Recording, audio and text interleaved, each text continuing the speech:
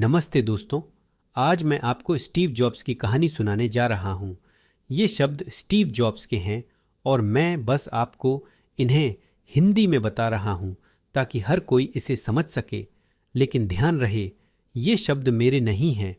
ये Steve jobs की प्रेरणादायक कहानियाँ और विचार हैं जो आपकी ज़िंदगी को हमेशा के लिए बदल सकते हैं।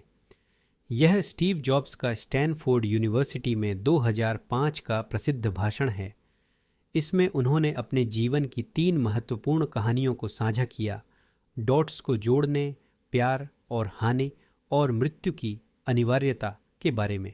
ये कहानियाँ यह बताती हैं कि अपने जुनून का पालन करना, जीवन की अनिश्चितता को स्वीकार करना और असफलताओं को विकास के अवसर के रूप में देखना कितना महत्वपूर्ण है।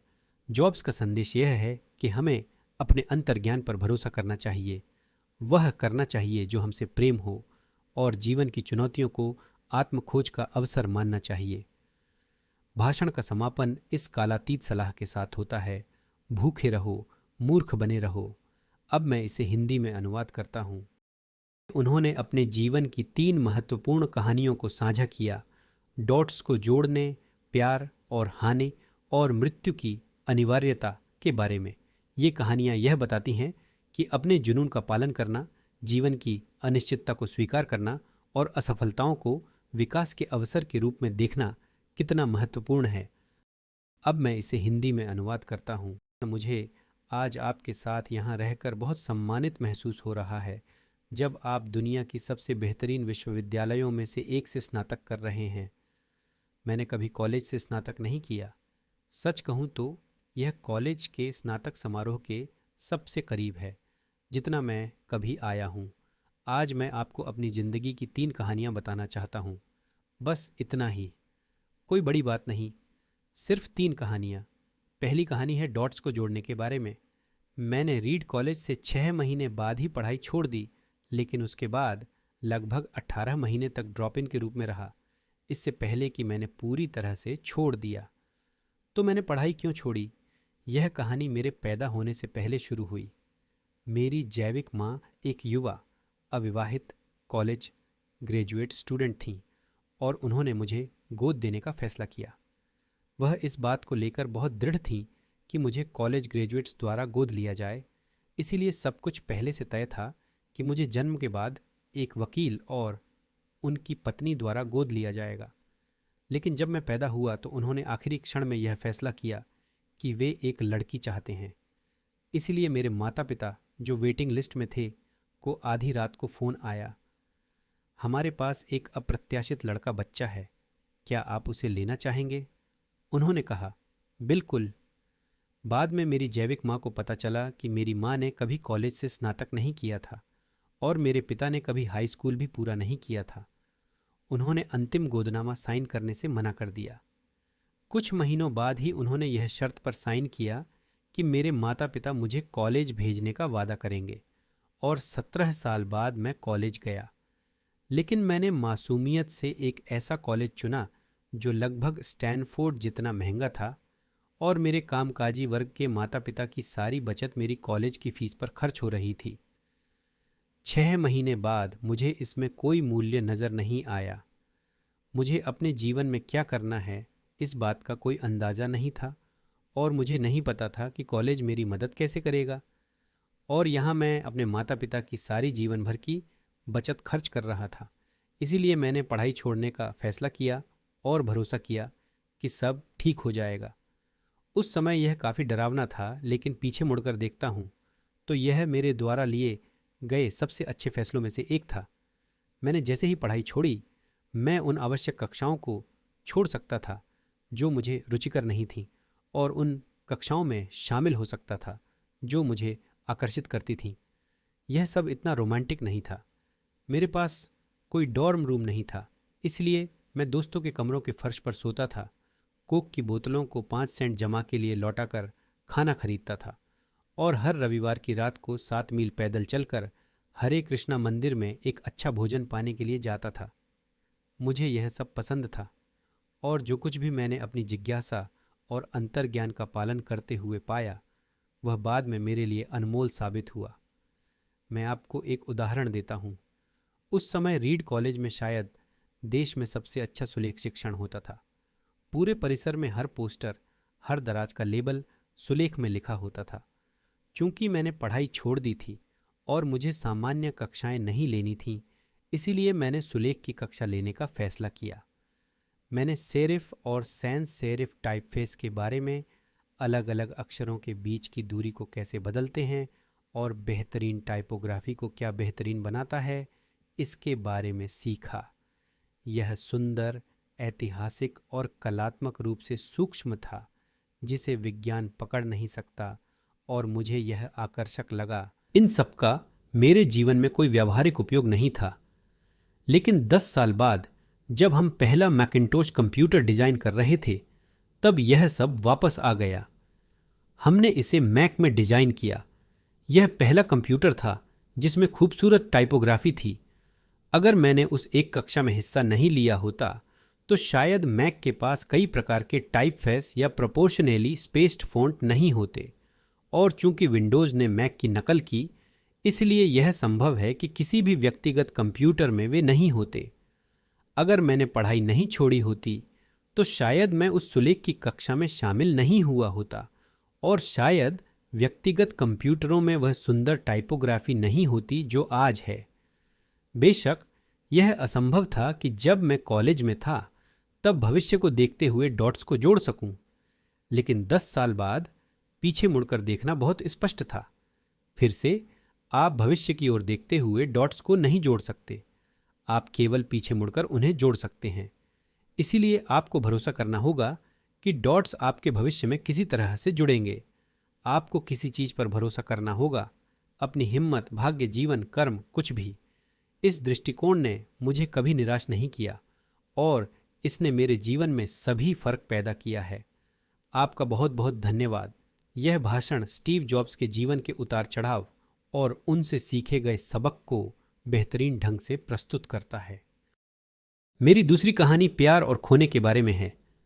मैं खुशकिस्मत था, मुझे बहुत जल्दी वो काम मिल गया जिससे मैं प्यार करता था। मैंने और वोज ने एप्पल की शुरुआत मेरे माता पिता के गैराज में की थी जब मैं 20 साल का था। हमने बहुत मेहनत की और 10 साल में एप्पल सिर्फ 2 लोगों से बढ़कर $2 अरब की कंपनी बन गई, जिसमें 4000 से अधिक कर्मचारी थे। हमने अपनी सबसे बेहतरीन रचना मैकिन्टोश को 1 साल पहले ही लॉन्च किया था और मैंने अभी अभी 30 साल पूरे किए थे, और फिर मुझे नौकरी से निकाल दिया गया। आप कैसे उस कंपनी से निकाले जा सकते हैं जिसे आपने खुद शुरू किया हो? खैर, जैसे जैसे एप्पल बड़ी होती गई, हमने एक ऐसे व्यक्ति को रखा जो मुझे बहुत प्रतिभाशाली लगा कंपनी को मेरे साथ चलाने के लिए। पहले साल तक सब ठीक चला, लेकिन फिर भविष्य को लेकर हमारी दृष्टि अलग हो गई और आखिरकार हमारा झगड़ा हो गया। जब ऐसा हुआ, हमारे बोर्ड ऑफ डायरेक्टर्स ने उसका पक्ष लिया। इस तरह 30 साल की उम्र में मैं कंपनी से बाहर हो गया और बहुत सार्वजनिक रूप से बाहर हो गया। मेरे पूरे वयस्क जीवन का जो केंद्र बिंदु था वह खत्म हो गया और यह विनाशकारी था। कुछ महीनों तक मुझे सच में समझ नहीं आया कि मुझे क्या करना चाहिए। मुझे लगा कि मैंने पिछली पीढ़ी के उद्यमियों को निराश कर दिया है, कि मैं उस दौड़ में गिर गया हूं जिसे मुझे सफलतापूर्वक पूरा करना था। मैंने डेविड पैकर्ड और बॉब नॉइस से मुलाकात की और उनसे माफी मांगने की कोशिश की कि मैंने इतनी बड़ी गलती कैसे कर दी। मैं सार्वजनिक रूप से एक विफलता बन गया था और मैंने यहां तक कि सिलिकॉन वैली छोड़ने के बारे में सोचा। लेकिन धीरे धीरे मुझे एहसास होने लगा, मुझे अब भी वही काम पसंद था जो मैं करता था। एप्पल में जो हुआ था उससे यह एक भी पल के लिए नहीं बदला था। मुझे अस्वीकृत कर दिया गया था, लेकिन मैं अब भी अपने काम से प्यार करता था और इसीलिए मैंने फिर से शुरुआत करने का फैसला किया। उस समय मुझे यह नहीं दिखा, लेकिन एप्पल से निकाले जाने से मुझे जो सबसे अच्छा हुआ वो यही था। सफलता की भारी बोझ की जगह एक बार फिर से शुरुआती दौर की हल्की अनिश्चितता ने ले ली थी। इसने मुझे जीवन के सबसे रचनात्मक काल में प्रवेश करने की स्वतंत्रता दी।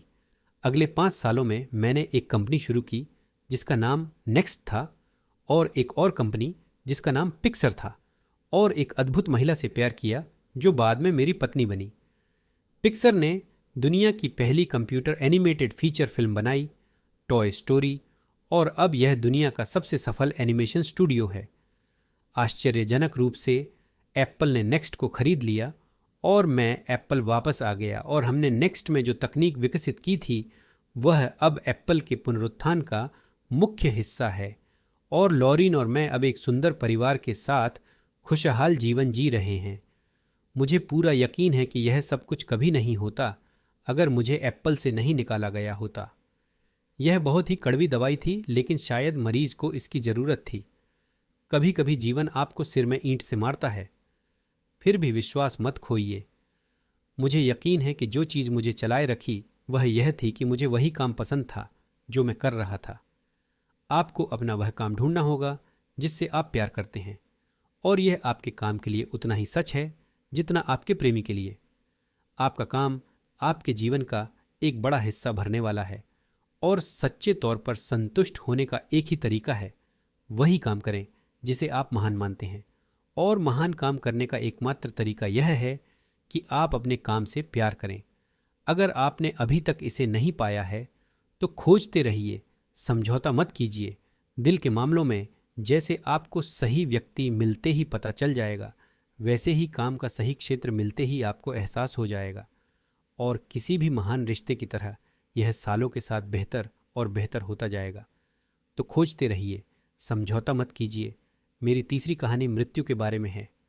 जब मैं 17 साल का था, मैंने एक उद्धरण पढ़ा जो कुछ इस तरह था: यदि आप हर दिन ऐसे जिएं जैसे कि वह आपका आखिरी दिन हो, तो एक दिन आप निश्चित रूप से सही होंगे। इसने मुझ पर गहरा प्रभाव छोड़ा और तब से पिछले 33 सालों से मैंने हर सुबह अपने आप से यह सवाल किया है, अगर आज मेरे जीवन का आखिरी दिन होता तो क्या मैं आज वही करना चाहता जो मैं करने जा रहा हूँ। और जब भी उत्तर कई दिनों तक नहीं रहा, मुझे पता था कि मुझे कुछ बदलने की ज़रूरत है। यह याद रखना कि मैं जल्द ही मर जाऊंगा, वह सबसे महत्वपूर्ण उपकरण है जिसका मैंने जीवन के बड़े निर्णयों में उपयोग किया है।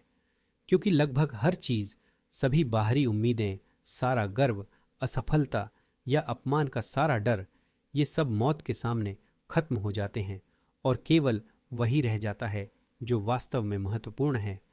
यह याद रखना कि आप मरने वाले हैं। मुझे यह जाल बचने का सबसे अच्छा तरीका लगता है कि आप सोचें कि आपके पास कुछ खोने के लिए है। आप पहले से ही नग्न हैं। आपके पास अपने दिल की सुनने के अलावा और कोई कारण नहीं है। करीब 1 साल पहले मुझे कैंसर का पता चला।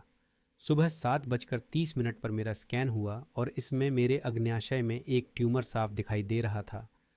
मुझे तो यह भी नहीं पता था कि अग्न्याशय क्या होता है। डॉक्टरों ने मुझे बताया कि यह लगभग निश्चित रूप से एक ऐसा प्रकार का कैंसर था जो लाइलाज है और मुझे 3 से 6 महीने से अधिक जीवित रहने की उम्मीद नहीं करनी चाहिए। मेरे डॉक्टर ने मुझे घर जाकर अपनी व्यवस्था ठीक करने की सलाह दी, जो डॉक्टरों की भाषा में कहने का मतलब होता है कि अब मरने की तैयारी कर लीजिए। इसका मतलब है कि जितना हो सके अपने बच्चों से वह सब कुछ कह डालिए जो आप सोचते थे कि अगले 10 सालों में कहेंगे। इसका मतलब है कि सारी चीज़ें व्यवस्थित कर लीजिए ताकि आपके परिवार के लिए बाद में यह सब आसान हो। इसका मतलब है कि अलविदा कहने का समय आ गया है। मैंने उस दिन उस निदान के साथ जीवन बिताया। उसी शाम को मेरी बायोप्सी हुई, जहां उन्होंने एंडोस्कोप मेरे गले से होते हुए मेरे पेट और आंतों तक पहुंचाया और अग्न्याशय से कुछ कोशिकाएं लीं। मुझे बेहोश किया गया था, लेकिन मेरी पत्नी जो वहां मौजूद थी ने मुझे बताया कि जब डॉक्टरों ने माइक्रोस्कोप के नीचे कोशिकाओं को देखा तो वे रोने लगे, क्योंकि यह एक बहुत ही दुर्लभ प्रकार का अग्न्याशयी कैंसर निकला जिसका इलाज सर्जरी से संभव था। मैंने सर्जरी करवाई और अब मैं ठीक हूं। यह मृत्यु के सबसे करीब था और मुझे उम्मीद है कि अगले कुछ दशकों तक मैं इसके इतने करीब न आऊं। इस अनुभव से गुजरने के बाद अब मैं आपको कुछ अधिक निश्चितता के साथ कह सकता हूं कि जब मृत्यु एक उपयोगी लेकिन केवल बौद्धिक अवधारणा थी, कोई भी मरना नहीं चाहता। यहां तक कि जो लोग स्वर्ग जाना चाहते हैं वे वहां जाने के लिए मरना नहीं चाहते। फिर भी मौत वह गंतव्य है जिसे हम सभी साझा करते हैं। कोई इससे कभी नहीं बचा और ऐसा ही होना चाहिए, क्योंकि मृत्यु जीवन का सबसे बड़ा आविष्कार है। यह जीवन का परिवर्तन एजेंट है। यह पुराने को साफ करता है ताकि नए के लिए जगह बन सके। अभी नए आप हैं, लेकिन एक दिन, ज्यादा समय नहीं होगा, जब आप भी धीरे धीरे पुराने हो जाएंगे और हटा दिए जाएंगे। माफ कीजिए अगर यह बहुत नाटकीय लग रहा है, लेकिन यह बिल्कुल सच है। आपका समय सीमित है, इसीलिए इसे किसी और की जिंदगी जीने में बर्बाद मत कीजिए। दूसरों की सोच के परिणामों के साथ जीने के जाल में मत फंसिए। दूसरों की राय के शोर को अपने अंदर की आवाज को दबाने मत दीजिए। और सबसे महत्वपूर्ण, अपने दिल और अंतर ज्ञान का पालन करने का साहस रखिए। वे पहले से ही किसी तरह जानते हैं कि आप वास्तव में क्या बनना चाहते हैं। बाकी सब चीजें गौण हैं। जब मैं छोटा था तब एक अद्भुत प्रकाशन हुआ करता था जिसे द होल अर्थ कैटलॉग कहते थे, जो मेरी पीढ़ी का एक प्रकार का धर्म ग्रंथ था। इसे स्टुअर्ट ब्रांड नाम के व्यक्ति ने यहाँ के पास मेनलो पार्क में अपने काव्यात्मक स्पर्श के साथ बनाया था। यह 1960 के दशक के अंत की बात है, जब न तो व्यक्तिगत कंप्यूटर थे और न ही डेस्कटॉप पब्लिशिंग, इसलिए इसे टाइपराइटर्स, कैंची और पोलरॉइड कैमरों से बनाया गया था। यह गूगल का पेपरबैक संस्करण था। 35 साल पहले गूगल आया। यह आदर्शवादी था और बेहतरीन उपकरणों और महान विचारों से भरा हुआ था। स्टुअर्ट और उनकी टीम ने द होल अर्थ कैटलॉग के कई अंक प्रकाशित किए, और फिर जब इसका समय समाप्त हुआ तो उन्होंने एक अंतिम अंक जारी किया। यह 1970 के दशक का मध्य था और मैं आपकी उम्र का था। उनके अंतिम अंक के पिछले कवर पर एक सुबह की एक देसी सड़क की तस्वीर थी, जिस पर अगर आप थोड़े साहसी होते तो अपने आप को लिफ्ट मांगते हुए पा सकते थे। उसके नीचे लिखा था, भूखा रहो, मूर्ख रहो। यह उनका विदाई संदेश था जब वे साइन ऑफ कर रहे थे। भूखा रहो, मूर्ख रहो। और मैंने हमेशा खुद के लिए यही कामना की। और अब जब आप नए जीवन की शुरुआत करने के लिए स्नातक हो रहे हैं, मैं यही कामना आपके लिए करता हूँ। भूखा रहो, मूर्ख रहो। आप सभी का बहुत धन्यवाद।